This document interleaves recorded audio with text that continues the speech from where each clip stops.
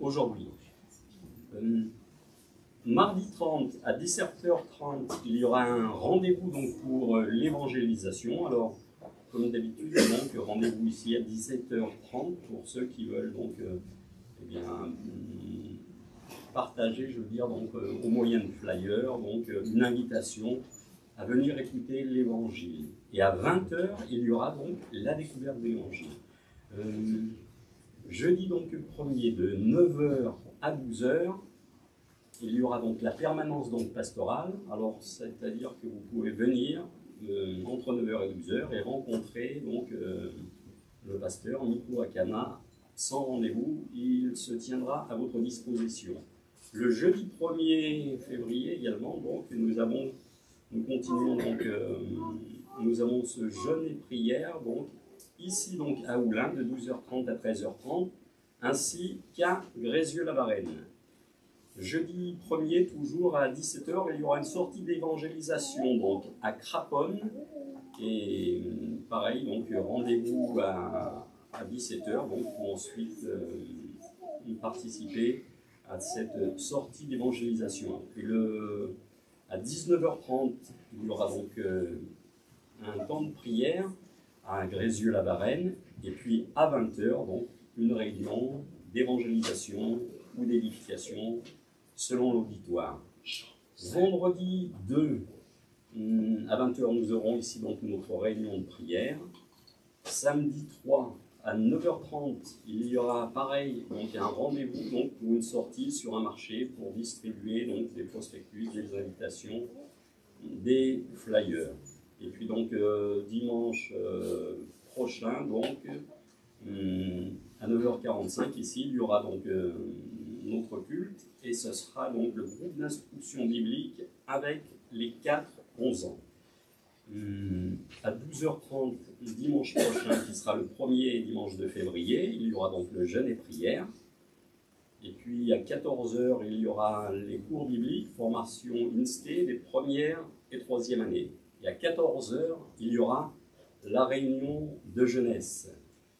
Et puis donc dimanche prochain également, donc à 10h, il y aura également culte à Grézieux-la-Varenne et jeûne et prière, un temps de jeûne et prière à 12h.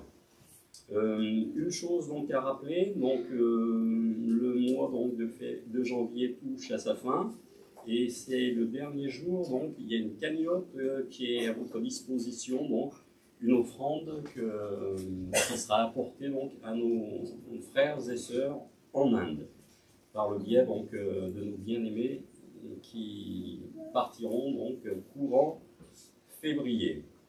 Deux petites annonces concernant donc le stationnement.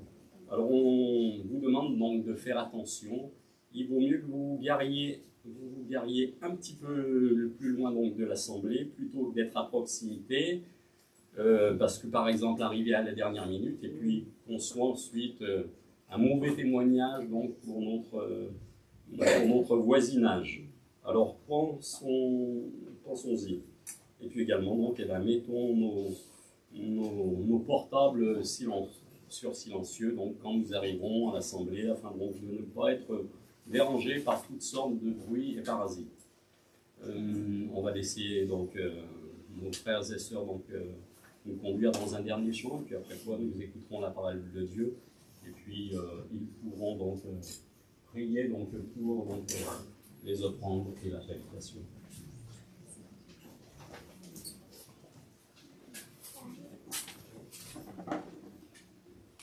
Père de gloire, une fois de plus, nous te disons merci Seigneur pour ta présence, Seigneur, en ce moment, Seigneur. Nous te présentons ces offrandes, Seigneur, que cela puisse ramener ton œuvre en avant, Seigneur. Je te présente ceux qui tendent la main pour donner, Seigneur, et ceux qui ont eu envie de donner et malheureusement n'ont pas eu, Seigneur. Pense à eux aussi. Amen. Amen.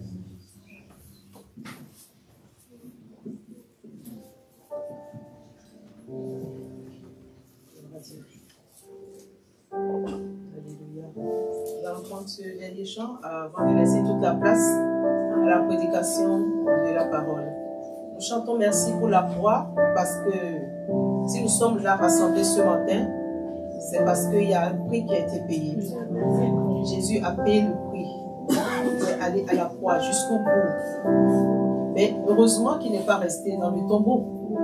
Sinon, nous ne serons pas ici. Nous ne pourrons pas parler à un mort. Nous parlons aux vivants. Donc il est ressuscité, il est vivant. Amen.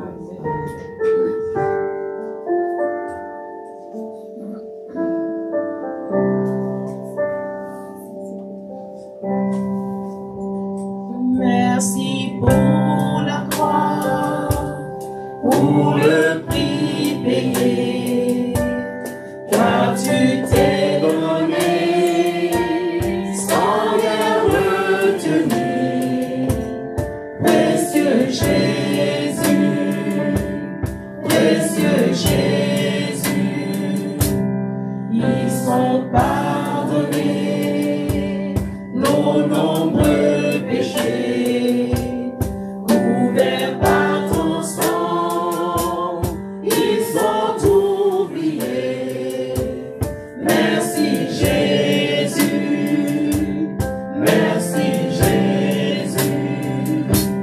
À toi mon amour, tout mon cœur Seigneur, je ne comprendrai jamais pourquoi tu m'aimes.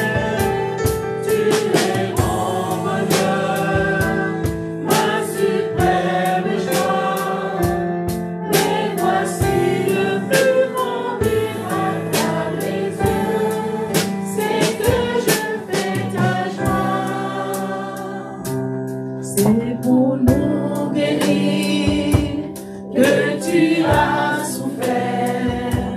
Tu as pris nos peurs, donné ton amour. Précieux Jésus,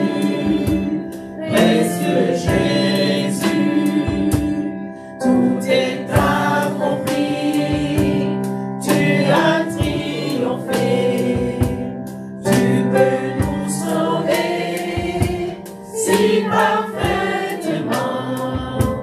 Merci Jésus, merci Jésus. À toi mon amour, tout mon cœur Seigneur, je ne comprendrai jamais pourquoi tu m'aimes. Tu es mon bonheur, ma suprême joie. Mais voici le plus grand miracle à mes yeux, c'est que je fais ta joie. C'est pour nous guérir que tu as souffert. Tu as pris nos peurs, donné ton amour. Précieux Jésus, vraiment précieux pour nous Seigneur. Précieux Jésus, tout est accompli. Tu as triomphé. Tu peux nous sauver si parfaitement.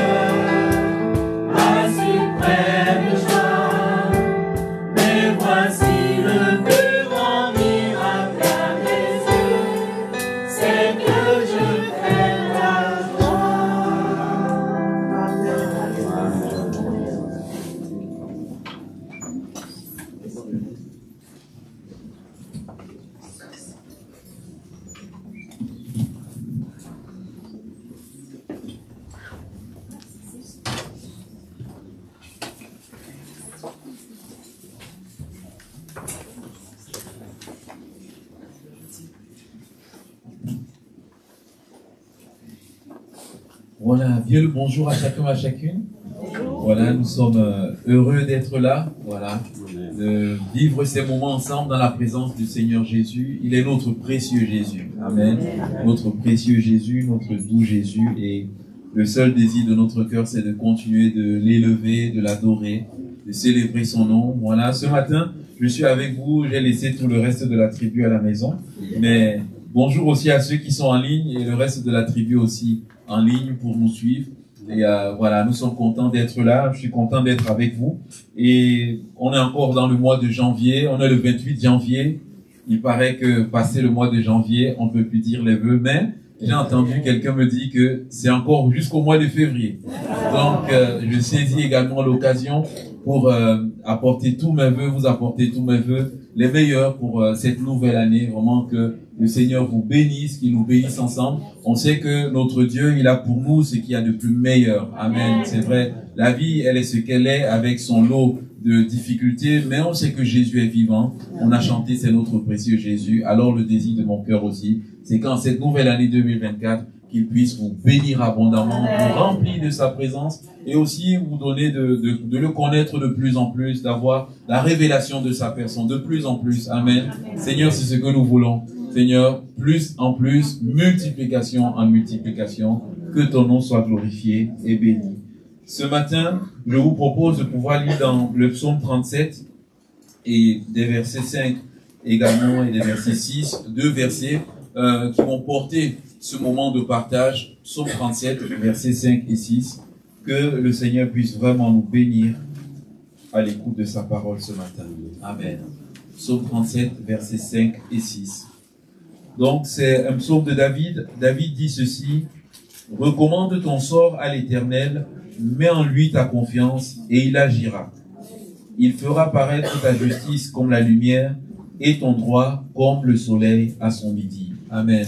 Et notamment ce verset 5 qui nous encourage à recommander notre sort à l'Éternel. Et je me dis, on est dans le début de l'année, et deux fois au début de l'année, ce sont les moments de résolution. Et je me dis, une belle résolution pour nous, c'est ce verset 5.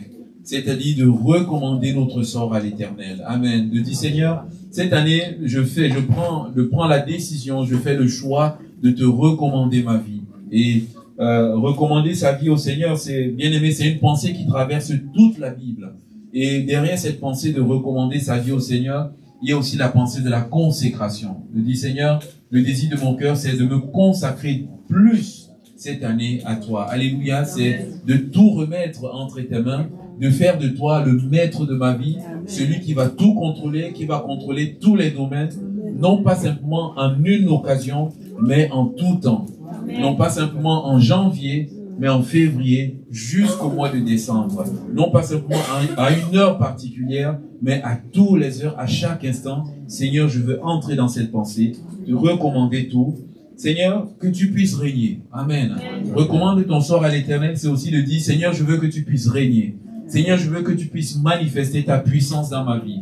Seigneur, je veux que tu puisses manifester ta gloire dans ma vie. Seigneur, je désire également que ton nom puisse être glorifié. Amen. C'est également la pensée du Notre Père. Quand on lit les premiers versets du Notre Père, il dit que ton nom soit sanctifié. Alléluia. Et il dit, Seigneur, cette résolution-là aussi, c'est dans cette pensée de recommander mon sort. Seigneur, alors que je te recommande mon sort, je veux que ton nom soit sanctifié, que ton nom soit glorifié dans ma vie en cette année, au nom de Jésus. Amen. Lorsque nous lisons l'Ancien Testament, et merci notre frère pour le texte qu'il nous a lu ce matin, qui nous parlait du tabernacle avec le parvis, le lieu saint, le lieu très saint. Lorsqu'on lit l'Ancien Testament, on se rend compte que dans l'Ancien Testament, tout était consacré à Dieu. Notamment ce tabernacle. Tout était consacré, bien aimé, du plus petit ustensile du tabernacle. Quand on lit Exode, du plus petit ustensile jusqu'au grand souverain sacrificateur. Tout était consacré à Dieu. Et cette consécration, des fois, pour certains objets, ça passait par le sang. Pour d'autres, ça passait par l'onction d'huile. Amen. Tout était consacré à Dieu. Et je me dis, Seigneur, si même la simple fourchette dans le tabernacle t'était consacrée, Seigneur, ma vie te sera consacrée. Alléluia. Tout était consacré et je me suis arrêté sur vraiment cette pensée et on se rend compte que le Seigneur, dans l'histoire du peuple, il y avait la dédicace de l'autel, c'est-à-dire la consécration de l'autel. L'autel avait été construit et maintenant, avant de faire les sacrifices, il fallait remettre cela entre les mains de Dieu. Il fallait dire, Seigneur, ça c'est ton autel. On ne fera pas autre chose que de te louer et de t'adorer par cet autel. Au travers des sacrifices, l'autel était consacré. À côté de l'autel qui était consacré, il y avait aussi la maison de Dieu, notamment le tabernacle qui était consacré, mais également le temple. Du temps d'Esdras, lorsque tout a été reconstruit, il y a le temple qui a été consacré. Alléluia, la maison de Dieu. Et pendant ce temps de consécration, c'était des scènes de liesse. Il y avait des célébrations, il y avait la joie. C'est pour nous dire que consacrer notre vie à Dieu, c'est pas qu'on va vivre dans la tristesse, on va vivre avec un visage fermé et tout, mais quand on va consacrer notre vie au Seigneur, ça sera comme dans Esdras, ça sera la joie. Quand ils étaient en train de consacrer la maison, la Bible dit qu'il y avait des célébrations, il y avait des chants, il y avait les joies, il y avait la fête. Ils étaient tellement heureux que chacun, ils apportaient les offrandes. Alléluia. La maison du Seigneur vient d'être construite. Elle est toute neuve, elle est toute belle. On est heureux de voir cette maison. Alors Seigneur, on te fait les sacrifices, on te fait les offrandes. Bien-aimés, cette consécration nous parle de la joie. De nous donner avec joie au Seigneur. Et non seulement du temps d'Esdras, mais également du temps de Salomon. Lorsque le temple de Salomon a été consacré, la Bible dit ceci, tout a été achevé. Et quand tout a été achevé, dans cette cérémonie de consécration, la Bible dit qu'il y a la gloire de Dieu qui est descendue dans ce temple. Amen. La gloire de Dieu, elle était tellement forte que même personne ne pouvait plus rentrer. Et je me dis, Seigneur, notre frère, merci. Merci Stéphane pour la lecture du texte de ce matin. La Bible nous dit ceci, que le voile a été déchiré. Amen. Qu'il n'y a plus de séparation entre Jésus et nous. Que nous pouvons entrer dans la présence de Dieu. Et lorsqu'on entre dans cette présence de Dieu, on peut expérimenter la gloire du Seigneur. Alors que moi-même, je me consacre de plus en plus en mon Seigneur, alors que je me tiens dans sa présence, je peux expérimenter sa gloire qui descend dans ma vie. Et je me dis, Seigneur, en cette année 2024, je vais expérimenter cela. Alléluia. Non plus simplement une maison physique, mais mon corps qui est le temple du Saint-Esprit. Alors que je consacre ce corps qui est le temple du Saint-Esprit, que la gloire de Dieu descende sur ma vie. Et lorsque la gloire de Dieu descend sur ma vie, forcément, ceux qui seront autour de moi seront bénis. Amen. Seigneur, je te loue pour cela. Et également, qu'est-ce qui était consacré d'autre? Il y avait la muraille qui était consacrée, du temps de Néhémie. Elle aussi, bien aimée, c'était simplement un mur tout autour de Jérusalem. On peut se poser la question, mais quel est l'intérêt de consacrer un mur au Seigneur? Mais oui, ils avaient compris que tout ce que nous avons nous vient de Dieu. Amen. Que si nous sommes arrivés à la fin de la construction du mur, c'est parce que Dieu était avec nous. C'est parce que Dieu nous a aidés, Dieu nous a soutenus.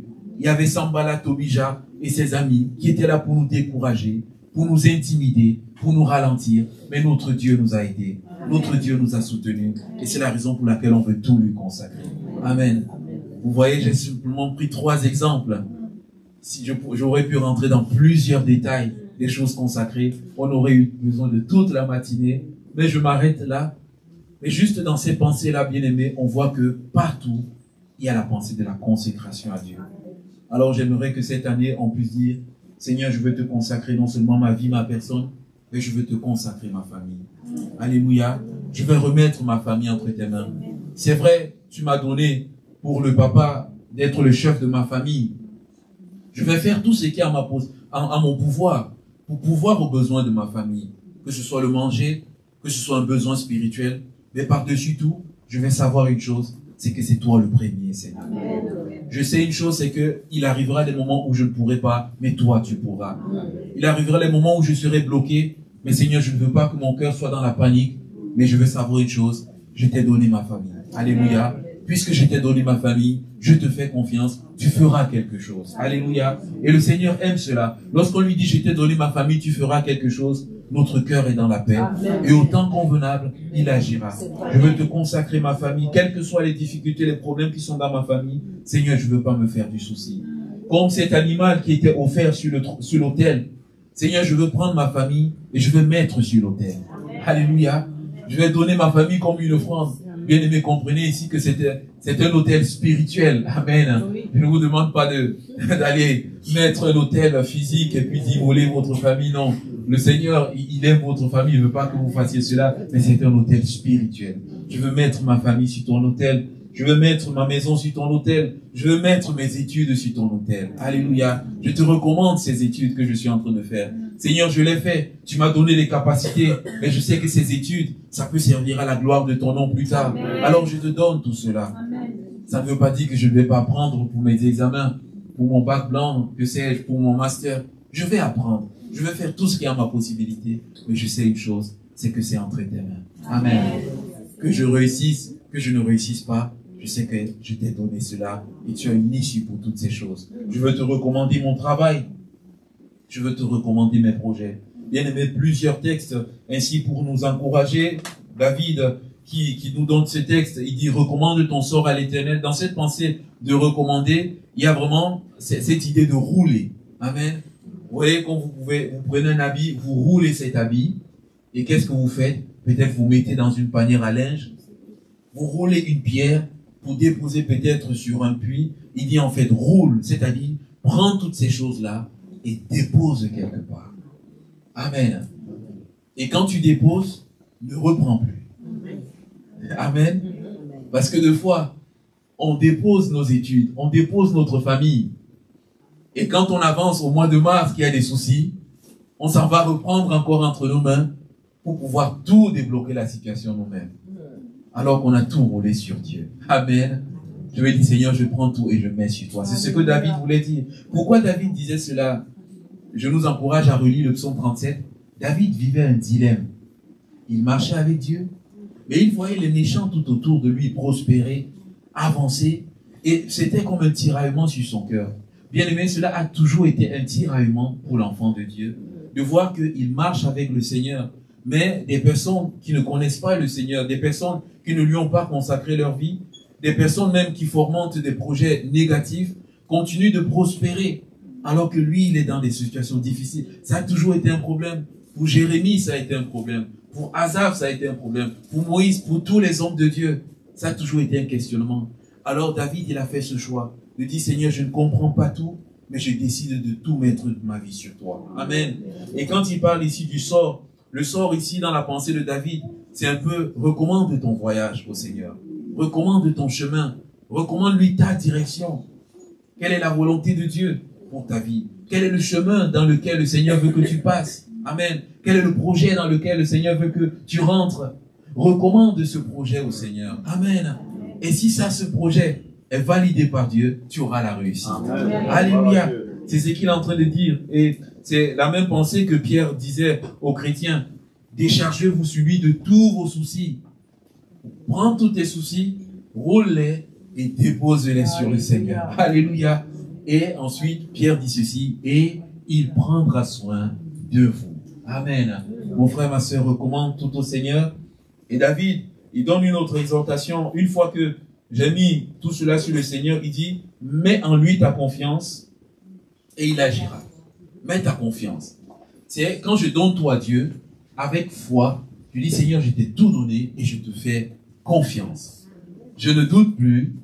Je ne veux plus accepter que la crainte, que la peur, que toutes ces choses soient dans mon cœur. Lorsque ces choses arrivent, Seigneur, je vais les repousser parce que j'ai la foi que tu as une solution. J'ai la foi que tu vas agir. Et justement, David le dit ici, mets en lui ta confiance, car il agira. David, il est certain.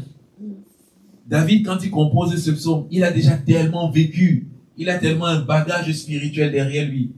Et il a toujours vu le Seigneur agir dans sa vie. Quand il dit cela, il n'a aucun doute. Il dit avec certitude, Dieu agira. Et vraiment, je veux nous dire, bien-aimés, ce matin, lorsque nous nous consacrons, nous nous donnons à Dieu, soyons sûrs d'une chose, c'est que Dieu agira. Peut-être pas dans le temps que nous voulons.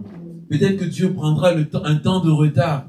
Mais lorsque le Seigneur, il voit qu'on a confiance en lui et qu'on est dans ses plans, à un moment ou à un autre, Dieu agira. Mon frère, ma soeur, la Bible nous dit, un jour pour Dieu est comme 1000 ans. Et 1000 ans sont comme un jour. Ça veut dire que ce qui peut prendre 1000 ans pour être réalisé, Dieu peut le faire dans nos vies en... Alléluia. Amen. Ça veut dire qu'avec Dieu, des fois on pense qu'on est en retard avec Dieu. Mais avec Dieu, lorsqu'on est dans son plan, on n'est pas en retard. Alléluia. Parce qu'il a toujours le parfait timing. Alors mon frère, ma soeur, Dieu, il te dit, il agira. Fais-lui confiance. Je me suis arrêté sur ce verbe agira. Et il y a 3 autres verbes qui sont derrière agira. Derrière agira, il y a le verbe accomplir. Peut-être que le Seigneur, il a fait une promesse. Amen. Peut-être qu'il a fait une promesse. Et il dit, le Seigneur accomplira cette promesse. Alléluia. Si la promesse t'a, attends-la. Il dit à Habakkuk, c'est une promesse. Elle est gravée. Elle suit son cours. Elle s'accomplira certainement. Alléluia. Il agira, il accomplira sa promesse. Dans ce verbe agira, il y a aussi entreprendre. Il entreprendra. Peut-être c'est un projet qui est là. Peut-être c'est un projet que Dieu t'a mis à cœur. Amen. Peut-être c'est un projet que Dieu te mettra à cœur. Alors sois confiant d'une chose, c'est qu'il entreprendra ce projet avec toi. Amen. Il t'aidera à aller jusqu'au bout. Amen. Dans ce verbe agira, il y a aussi le verbe façonner. Amen. Dans ce verbe façonner, moi je vois notre caractère. Alors que tu as recommandé ta vie au Seigneur, tu dis, Seigneur, je sens que tu m'appelles à plus, mais je ne suis pas encore à la hauteur de ce que tu veux que je sois. Je sens que tu veux que je sois plus, tu veux me purifier. Je sens que tu veux m'amener dans une vie de prière plus profonde. Je sens que tu veux m'amener à aimer de plus en plus, à être de plus en plus doux, à être de plus en plus patient. Mais je n'y suis pas encore. Mais alors que je te recommande toute cette partie de ma vie, Seigneur, je veux te faire confiance que tu vas me façonner. Alléluia. Et Dieu, mon frère, ma soeur, Dieu nous façonne. Peut-être par les choses de la vie, mais Dieu nous façonne peut-être par le temps que je prends dans sa présence, dans la parole, alors que je lis, je médite. Dieu est en train de façonner, Dieu est en train d'émonder. Alléluia. Jean 15, il nous dit, celui qui est attaché au Seigneur, le Seigneur, qu'est-ce qu'il fait? Il émonde encore. Seigneur, mais tu m'as déjà émondé. Oui. Mais le Seigneur dit, il y a encore des choses, et je vais encore émonder. Il façonnera, j'enlèverai encore. J'enlèverai encore afin qu'il porte encore plus de fruits. Alléluia. Seigneur, tu vas me façonner. Et dans ce verbe agira, il y a le verbe produire. Et quand le Seigneur va me façonner, je produirai encore plus de fruits. Amen. Alors Seigneur, il est bon pour moi de me recommander à toi. Non seulement tu agiras, mais il dit également ceci dans le verset 6. Il fera paraître ta justice comme la lumière et ton droit comme le soleil à son midi. Ça, c'est une bonne promesse. Moi, je n'aurais pas besoin de prendre une pancarte et de me balader dans l'église, partout dans mon lieu de travail. Regardez, je suis juste. Regardez, je suis enfant de Dieu, j'ai la lumière qui brille sur moi. Il dit non, je n'aurais pas besoin de faire cela. Quand j'aurai recommandé ma vie au Seigneur, quand j'aurai mis ma confiance en lui, quand le Seigneur va agir, c'est lui qui fera paraître ma justice. Amen. Alléluia. Les autres autour de nous vont voir ma justice briller parce que c'est Dieu qui va me faire briller. Amen. Amen. Il ne dit pas que c'est moi qui vais, je ne sais pas, m'auto-briller. Alléluia. Si ce mot existe, je ne sais pas, je ne pense pas que ça existe. C'est pas moi, c'est Dieu qui va le faire. Alléluia. Et c'est ce passage qui dit, il fera paraître ta justice, c'est-à-dire ta droiture, ta conduite avec vérité, ta conduite avec honnêteté. Peut-être on pourra te calomnier, tout dire de toi. Mais à un moment donné, le Seigneur montrera que dans le service, que dans l'équipe, tu es celui qui est le plus honnête. Amen. Tu n'auras pas besoin de te défendre. Alors fais confiance à Dieu, mon frère. Alléluia. Dans cela, David parlait par expérience. Et moi, quand je vois il fera ton droit comme le soleil à son midi. On sait qu'à midi, c'est le temps où le soleil brille le plus. Ça veut dire que ma lumière va tellement briller qu'on ne pourra ne pas la voir. Amen. Ma lumière va briller qu'on ne pourra ne pas la voir. Et en brillant ainsi, je serai un témoignage. La lumière de David a brillé. Vous savez, David a beaucoup souffert à cause de Saül. Saül a tellement pourchassé David, il voulait le tuer. J'en ai parlé une fois quand j'étais ici en octobre avec la chorale dans le psaume 34. David, Saül voulait tuer David simplement parce que David était plus talentueux. Mais par-dessus tout parce que David avait en lui l'esprit de Dieu. David était quelqu'un d'obéissant. Et Dieu faisait rayonner. Lorsque David jouait, le cœur de Saül était apaisé. Et voilà que David avait un ami personnel particulier en la personne de Jonathan. Jonathan, le fils de Saül. Alors que toutes ces choses étaient là, Jonathan, un jour, il va venir voir David et il va dire à David, je sais que c'est toi qui seras le futur roi. David brille. Ce que tu fais brille. Dieu, tu n'as pas besoin de me le dire. Ce que tu es en train de faire et ce que je vois dégager de toi, on sent que tu as déjà la lumière du roi qui est en train de briller. C'est toi qui vas briller. Saül dit à Jonathan, mais tu es un fils indigne. Pourquoi tu soutiens le fils d'Isaïe? C'est toi qui deviendras roi après moi. C'est-à-dire, il faut que la royauté passe de père en fils. Mais Jonathan, il avait vu la lumière de la royauté de David briller. Il dit, David, je sais que c'est toi qui seras roi. Mon frère, ma soeur, c'est Dieu qui a fait briller la lumière de la royauté de David. Déjà, quand David revenait, les femmes chantaient. Saül a tué ses 1000. David a tué ses 10 000. Dieu faisait déjà briller la lumière de David. Il y a un autre moment dans la vie de David. Et c'est un moment qui nous montre que deux fois, c'est vrai que deux fois on peut s'égarer. Deux fois on peut s'égarer, mais le Seigneur met des personnes sur notre chemin. Il y a une autre personne qui avait vu la lumière de David briller, c'était Abigail. Abigail, vous vous rappelez, c'est la femme de Nabal. Et David, il a protégé les bergers de Nabal. Et à un moment donné, David a demandé la subsistance à Nabal. Et Nabal, il a rabouré David. Il n'a rien envoyé. Alors David, qui est un homme de la même nature que vous et moi, il est entré dans une colère. Et David, comme c'était un guerrier dans l'âme, il s'est levé pour aller tout raser chez Nabal. Le futur roi d'Israël. Celui dont la lumière de la royauté est en train de briller. On va dire cela à Abigail, et Abigail va se lever, et elle va aller au-devant de David. Elle va apaiser le cœur de David. Mais quand elle va apaiser le cœur de David, elle va dire ceci à David. David, c'est toi qui seras le futur roi. Que le Seigneur ne permette pas que tu verses le sang. Cette femme a vu la lumière de David briller. Personne n'a dit à cette femme que David sera roi. La Bible ne nous dit pas. Mais au travers de ce que David était et faisait, elle a vu sa lumière briller. Mon frère, ma soeur, pour nous encourager ce matin, c'est que vivons simplement la consécration avec Dieu. Et Dieu fera briller notre lumière. Il peut arriver des moments, peut-être dans un accès de colère, de découragement, qu'on va peut-être, ma foi, sortir du chemin de Dieu. Mais le Seigneur permettra toujours qu'il y ait des personnes autour de nous pour nous le rappeler. Amen. Et des fois, les personnes nous rappellent. Mais toi, chrétien, cette parole sort de ta bouche. Et là, c'est vrai qu'on se rappelle. Oui, au fait, oui. Je suis chrétien. Mais cette parole-là ne devrait pas sortir de ma bouche. Et cette personne nous rappelle qu'on est la lumière du monde. Amen. Alléluia. Que nous sommes la lumière du monde. Et que de fois, on doit faire une rectification au niveau de nos paroles. Seigneur, merci.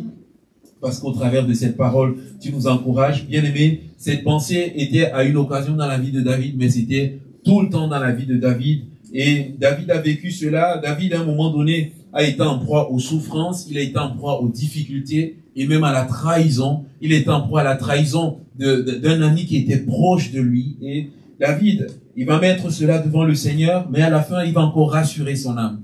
Et il dira ceci dans le psaume 55, toujours dans la même pensée. David dit dans le psaume 55 au verset 23, « Remets ton sort à l'Éternel et il te soutiendra. Il ne laissera jamais chanceler le juste. » Amen. Dans les difficultés, souffrances, dans la trahison, qu'est-ce qu'il fait? Il remet encore sa vie entre les mains du Seigneur. C'est vrai, mon frère, ma soeur, nous, des fois, on passe par la souffrance. On passera par la souffrance et les difficultés. On passera même par la trahison. On passera même par les déceptions. Et David disait, ce qui fait ma peine, ce qui fait ma douleur, c'est que c'est celui qui est à côté de lui qui l'a trahi. Deux fois, la trahison est d'autant plus, ça fait d'autant plus mal que la personne qui nous trahit, c'est la personne qui est à côté de nous. Si quelqu'un qui est au loin me trahit, si quelqu'un avec qui j'ai une relation pas très très proche me trahit, 2, 3, 4 jours, ça peut passer, je peux supporter. Mais si c'est celui qui est avec moi, mon ami personnel, si c'est mon épouse qui est avec moi, si c'est ma femme, si c'est mon fils qui est avec moi, qui me trahit, la blessure, elle est d'autant plus grande. Qui est là. Et alors, dans cette situation, qu'est-ce que je fais? Est-ce que je vais abandonner? Est-ce que je vais lâcher la main du Seigneur? Est-ce que je vais m'en aller peut-être même de l'église? Est-ce que je vais changer? Qu'est-ce que je vais faire dans cette situation? David nous dit, remets ton sort dans les mains du Seigneur. Alléluia. Remets ton sort dans les mains du Seigneur. Il ne te laissera pas. Amen. Il ne t'abandonnera pas. Vous savez, bien-aimé, David, c'était un homme rempli de l'Esprit de Dieu. Quand David parle cette phrase, il parle de lui, mais il parle aussi de Jésus. Amen. Vous lirez le psaume 55, il parle de Jésus. Jésus, dans la vie de Jésus, il est dit, David dit, celui avec qui on mange ensemble, il a levé le talon contre moi. Et celui-là, c'était qui? C'était Judas. Judas est celui qui tenait la bourse. C'est pas n'importe qui tient la bourse. C'est pas n'importe qui tient ma carte bleue. Amen. Est-ce que vous pouvez me confier votre carte bleue? Voilà. Jean-Baptiste, il a répondu clairement. Il n'est pas allé par deux mots. Il a simplement dit jamais. Pourtant, Jean-Baptiste, je l'aime bien. Et il m'aime bien. C'est vrai ou pas, Jean-Baptiste? C'est vrai. On s'aime très bien. Mais il dit jamais il ne confiera. Jean-Baptiste, est-ce que j'étais déjà pris 10 € sans te rembourser? Je n'ai même jamais pris rien. J'ai toujours été fidèle. Mais Jean-Baptiste dit jamais. On ne donne la carte bleue, on ne donne la bourse qu'à celui à qui on a tellement confiance, qu'à celui à qui on aime énormément. Donner la bourse à Judas, c'était un symbole d'un amour très grand pour Jésus. Mais c'est Judas qui a trahi Jésus. Qu'est-ce que Jésus a fait? Jésus l'a dit, comme c'est comme ça, je ne pars pas à la croix. Ces hommes, ils sont tellement mauvais que je les aime tellement et regarde ce qu'ils me font, Père. En tout cas, Père, envoie les chariots de feu, tu m'amènes vers toi au ciel rapidement, je m'assois et j'observe combien le péché va détruire convenablement leur vie et à la fin du temps, on va régler ça. Il n'a pas dit ça. Jésus n'a pas dit cela. Jésus a remis sa vie entre les mains de Dieu. Parce qu'il savait que c'est pour cela qu'il est venu sur la terre. Il savait que Dieu avait un plan, Dieu avait un projet, et que la trahison de Judas s'inscrivait dans le plan et le projet de Dieu. Il est allé jusqu'au bout. Alléluia.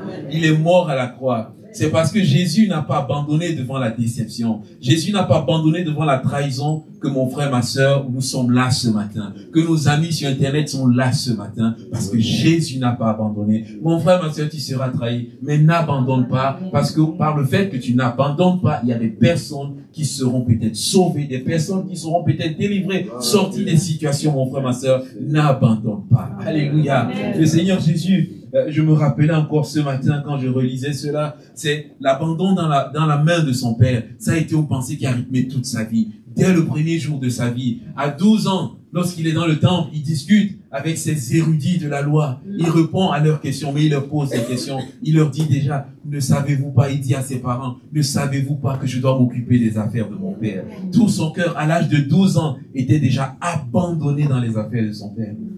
Et quelle a été la dernière parole de Jésus sur la croix? La dernière parole de Jésus, la Bible dit ceci, notre frère l'a encore appelé ce matin, Jésus poussa un grand cri et il dit, Père, entre tes mains, je remets mon esprit. Du début de sa vie jusqu'à la fin de sa vie, il a remis sa vie entre les mains du Seigneur. Parce qu'il savait que même à la croix, le Père ne l'abandonnerait pas. Alléluia. Même dans le tombeau, le Père n'a pas abandonné Jésus. La Bible déclare ceci, que Dieu a déployé une puissance pour ressusciter Jésus-Christ d'entre les morts. La même puissance a fait élever Jésus-Christ devant les disciples. Les disciples étaient en train de voir, aujourd'hui, on voit tous ces films de Marvel et tout, avec toutes ces puissances et tout. Mais on sait que dans la réalité, si on part dans le secret du tournage, on sait qu'il y a tellement des cordes de partout qui les soutiennent de partout, qui les font voler. Nous, quand on regarde cela, on se dit, waouh, c'est magnifique. Non, c'est pas waouh, c'est naturel, c'est normal. Il y a des grues qui sont suspendues de partout, qui les tiennent dans les ailes, qui font tous ces effets spéciaux. Mais Jésus, quand il est monté dans le ciel, il n'y avait aucune grue nulle part. Il n'y avait aucune ficelle nulle part. C'est la puissance du Saint-Esprit qui a élevé de Jésus de terre. C'est la puissance du Saint-Esprit qui a permis à Jésus de vaincre la loi de la gravité. Il n'y avait aucun moteur. Les avions ont besoin du moteur pour vaincre la loi de la gravité. Mais Jésus n'a pas eu besoin de moteur pour vaincre la loi de la gravité. Mais la puissance que Dieu a déployée d'en haut dans les cieux pour qu'il soit élevé. Il n'a pas abandonné. Amen. Si tu remets ta vie entre les mains du Seigneur, si tu lui donnes ta vie, il ne t'abandonnera pas. Il déploiera cette puissance. L'apôtre Paul dit aux Éphésiens, non seulement il a déployé cette puissance, mais la chose la plus magnifique, il dit, il a mis cette puissance à la disposition de ceux qui croient.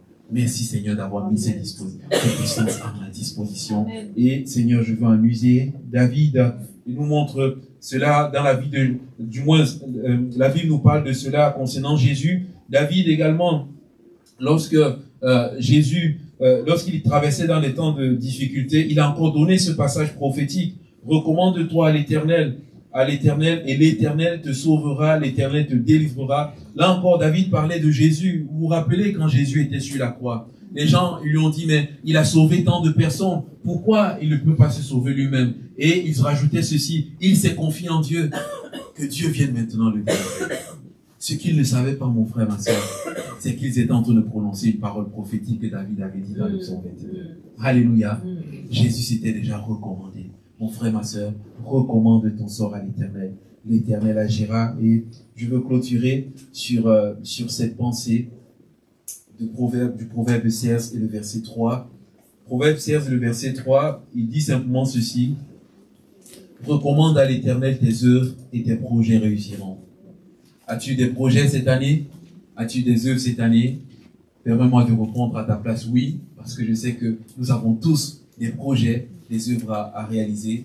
Pour réaliser ces projets, le Seigneur donne ce verset. Recommande-les à l'Éternel. Je dis, Seigneur, voici, j'ai un projet. Seigneur, tu m'as donné la sagesse, l'intelligence et tout, mais par-dessus toute chose, est-ce que ce projet est selon ton cœur? Est-ce que ce projet est selon ta voix? Est-ce que tu approuves ce projet? Seigneur, je dépose ce projet à tes pieds. Seigneur, donne-moi la conviction que ce projet vient de toi. Donne-moi la conviction que tu es dans cette affaire. Alors, Seigneur, tu m'as donné la clé de la réussite. Mon projet réussira. Il ne dit pas peut-être il réussira, mais il dit ton projet réussira. Il veut nous dire, voici la clé du succès. Oui, on est en début 2024, mais je veux nous dire la clé du succès pour toute notre vie. C'est cela, de recommander nos projets au Seigneur. Alléluia. Amen. Si Dieu est dans l'affaire, si Dieu est dans mon projet, ça va réussir. Parce que moi et Dieu, nous formons la majorité. Alléluia. Amen. Des fois, on pense que la majorité, et des fois, démocratiquement, la majorité, c'est quand il y a 50 plus 1, ou alors quand c'est à 90%, la majorité, la voix de la majorité l'emporte. Mais avec Dieu, c'est pas la même chose. Moi et Dieu, ça fait la majorité. Alléluia. Mon frère, ma soeur, donne tes projets au Seigneur, ils réussiront. Quand on lit le début de ce proverbe, et je le réalisais encore ce matin, la Bible dit ceci, les projets que forme le cœur dépendent de l'homme. Les projets que je forme, ça dépend de l'homme. Mais écoutez ce qu'il dit. Mais la réponse que donne la bouche vient de l'Éternel. Et je vous dis, béni soit Dieu, nous formons beaucoup de projets, mais il faut que la réponse vienne de l'Éternel. Alléluia. Parce qu'il dit ceci, toutes les voies de l'homme sont pures à ses yeux. Et ça, c'est vrai. Nous sommes dans un projet, c'est pur à mes yeux. C'est-à-dire, ce projet me semble bon. Ce projet me semble beau. Et des fois, comme je dis souvent, à force de méditer sur ce projet, je suis même convaincu que ce projet est magnifique. Ce projet peut être mauvais aux yeux de Dieu. Mais à force de méditer sur ce projet, je suis convaincu qu'il est bon.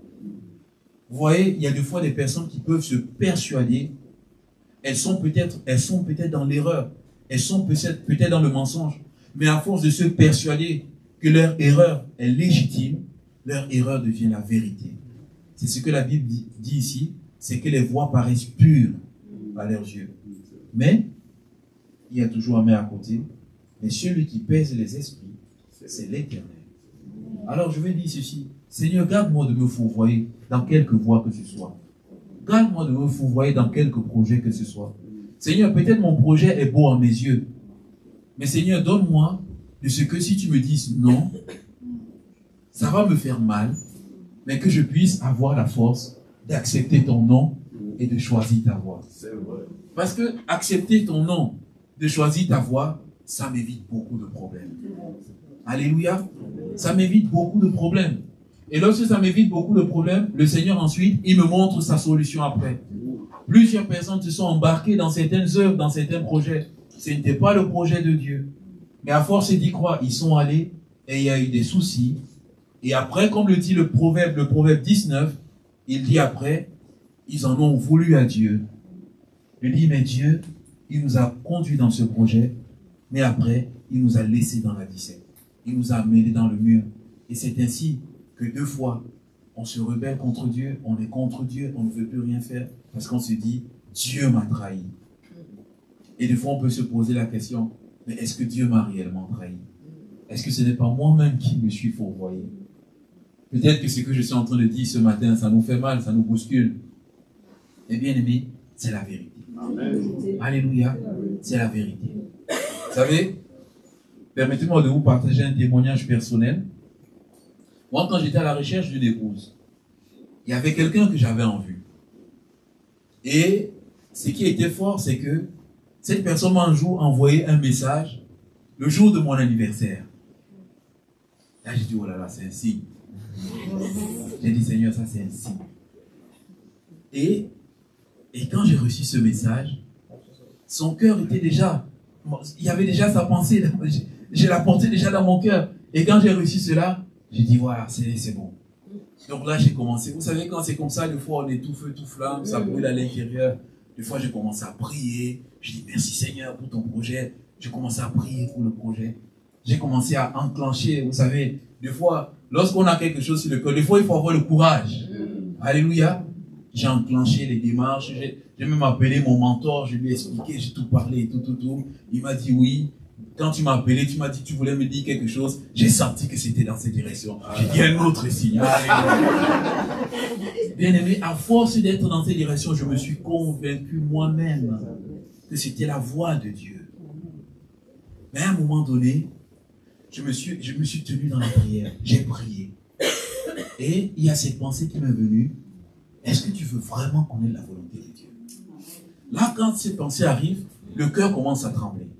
Parce qu'on se dit, Dieu peut dire non. Et si je me suis tellement engagé émotionnellement avec toute mon énergie dans l'affaire, ça va me faire tellement mal. Alors je suis là, je dis, Seigneur, en tout cas, je m'avance. Je vais prier cette prière. Seigneur, quelle est ta volonté? J'ai pris le devant, bien-aimé. Avec Dieu, Dieu c'est un Dieu d'amour. Dieu c'est un Dieu qui veut notre réussite. Il ne veut pas notre échec. Étant armé de cette pensée, j'ai dit, Seigneur, de toutes les façons, tu veux mon bien. Seigneur, si c'est ta volonté, gloire à Dieu. Si tu me dis non, Seigneur, ça me fera mal, mais j'accepterai. Mon frère, ma soeur, Dieu n'a pas tardé. Il a dit non. La réponse était claire. C'est non. Bien sûr, ça m'a fait mal dans mon cœur. Tout ce que j'avais échafaudé comme projet, comment je devais, tout est ici. Mais bien aimé, la même année, le Seigneur m'a envoyé un trésor magnifique. Amen. Alléluia. Je ne cherchais pas, mais c'est venu à moi. Et c'était le plan de Dieu. Amen. Mon frère, ma soeur, moi je veux nous dire ce matin, tes projets peut-être peuvent être purs aux yeux de Dieu, peuvent être purs à tes yeux. Mais dis, Seigneur, est-ce que tu es vraiment dans l'affaire? Parce que je ne veux pas me tromper. Vous savez, il y a des domaines dans lesquels, quand on se trompe, on porte la peine toute notre vie. Toute notre vie. Bien sûr, Dieu, c'est un Dieu qui nous pardonne. Dieu, c'est un Dieu qui restaure. Dieu nous pardonne, Dieu nous restaure, mais il reste des conséquences. David qui a dit ces choses, David a fait une erreur monumentale dans sa vie. Et toute la fin de sa vie, il en a porté les conséquences. Dieu a dit à David, qu'est-ce que je ne t'ai pas donné? J'étais tout donné. La richesse, j'étais tout donné. Qu'est-ce qui s'est passé que tu ailles prendre la femme d'une autre personne? Il dit à partir de ce moment, il dit la désolation entrera dans ta famille. Jusqu'à la fin de la vie de David, Dieu l'a restauré. Dieu l'a relevé. Le Nouveau Testament l'appelle l'homme selon le cœur de Dieu.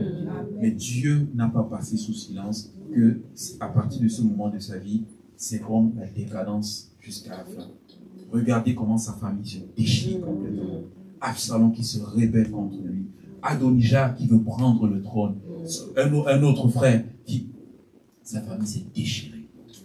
Dieu l'a pardonné, Dieu l'a relevé, mais il y a eu des conséquences. Je veux simplement vous dire ce matin, oh, je veux pas vous mettre un tableau noir ce matin, mais je veux simplement dire, recommande tes œuvres à l'Éternel et tes projets réussiront, tu seras dans la joie. Amen. Ce matin, voulons-nous prier et de dire, Seigneur, je te donne tout ce matin. Alléluia. Qu'il n'y a pas un endroit, qu'il n'y a pas un domaine, qu'il n'y ait pas un projet de ma vie, Seigneur, qui ne soit tout à toi. Seigneur, j'ouvre tout. Sens-toi libre de venir interférer dans mes projets. Alléluia. Sens-toi libre de dire un mot dans mes projets, même si ça me fait du mal, mais je sais que c'est pour mon bien. Amen. Parce que tu as pour moi des projets de paix avec un avenir et de l'expérience. Alléluia. Et Seigneur, ce matin, je glorifie ton nom. Seigneur, nous voulons simplement te bénir. Nous voulons te dire merci. Merci pour ta parole, Seigneur. Et alors que nous sommes là, Seigneur, je prie encore, Seigneur, que tu nous fasses la grâce de nous consacrer encore à toi, de nous abandonner entre tes mains, Seigneur mon Dieu. Seigneur, peut-être pour une âme, Seigneur, le pas de l'abandon, ça sera de t'accepter dans son cœur comme son Seigneur et son sauveur personnel, que ce soit maintenant en ligne, ici dans la salle, que ce soit en ligne, Seigneur mon Dieu, un internaute qui nous suit, et Seigneur, touché par ce message, il veut s'abandonner, il veut se donner complètement à toi, il veut reconnaître Jésus comme son sauveur, Seigneur personnel. Oh Seigneur, que son cœur puisse être ouvert, qu'il puisse faire cette démarche de la repentance et de la nouvelle naissance. Ce matin, oui, je veux prier, Seigneur, pour les bien-aimés, Seigneur, que chacun puisse recommander sa vie ce matin, de dire, Seigneur, je suis déjà à toi, mais Seigneur, à l'écoute de ce message, je veux encore m'abandonner davantage entre tes mains, je veux encore tout te donner, Seigneur, prends toute la place qui te revient, donne-moi d'être de plus en plus consacré à toi, Seigneur, montre-moi le domaine de ma vie qui n'était pas encore consacré, montre-moi le projet que je n'étais pas encore consacré, et Seigneur, ce matin, je veux te le consacrer, Seigneur, tout à toi ce matin, tout à toi seul soit la gloire, notre Dieu. Amen. Amen. Que Dieu soit béni. Alléluia. Que le Seigneur nous bénisse abondamment. C'est un Dieu qui nous aime. C'est un Dieu qui nous fait du bien. C'est un Dieu qui a des projets pour nous. Alléluia. Je le crois encore. C'est un Dieu qui veut remplir notre vie de sa paix. Amen. Il ne nous a pas sauvés pour faire en sorte que nous vivons dans l'amorosité, mais il nous a sauvés pour que nous puissions expérimenter la joie permanente de Christ. Que Dieu soit béni. Voilà. Un bon dimanche à chacun et à chacune. Je laisserai la place à l'autre frère pour la conclusion. Amen. Que Dieu soit béni. Soyez bénis abondamment.